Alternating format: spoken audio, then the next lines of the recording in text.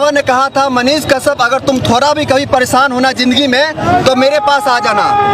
कहाँ है बागेश्वर बाबा, क्यों नहीं हेल्प किया? जितनी ज्यादा आप किसी पर उम्मीदें रखते हैं वही आपको निराश करता है। दोस्तों मैं आज ऐसा क्यों बोल रहा हूँ, आखिर आप सब मेरे थंबनेल के टाइटल से समझ ही गए होंगे कि मैं कहना क्या चाह रहा हूँ। दोस्तों आपको बता दें, जब से मनीष कश्यप जेल गया है, मनीष कश्यप के परिवार सहित मनीष कश्यप के साथ देने वाले सपोर्टर सब ने बागेश्वर धाम वाले बाबा धीरेन्द्र गिरी शास्त्री से उम्मीदें लगाई थी। पर भरोसा नहीं के बागेश्वर बाबा पर बहुत भरोसा है हमरा बाबू के अर्जी सबका। जैसे ही बाबा पटना आएंगे, मनीष कश्यप की अर्जी स्वीकार कर मनीष कश्यप की समस्या का समाधान कर जेल से छुड़ा देंगे। लेकिन दोस्तों अब आपको बता दें, ये उम्मीदें अब टूट गई है। आखिर क्यों बागेश्वर धाम वाले बाबा मनीष कश्यप को जेल से छुड़ाने से कर दिए हैं इनकार।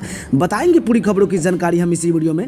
इससे पहले इस चैनल को सब्सक्राइब कर बेल आइकन घंटी को दबाना ना भूले।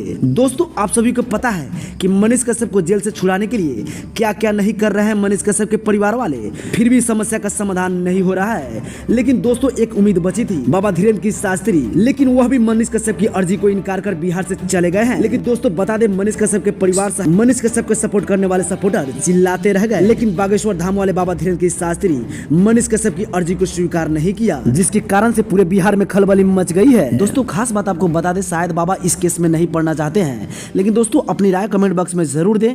आखिर क्यों नहीं बागेश्वर धाम वाले बाबा इस केस में पढ़ना चाह रहे हैं।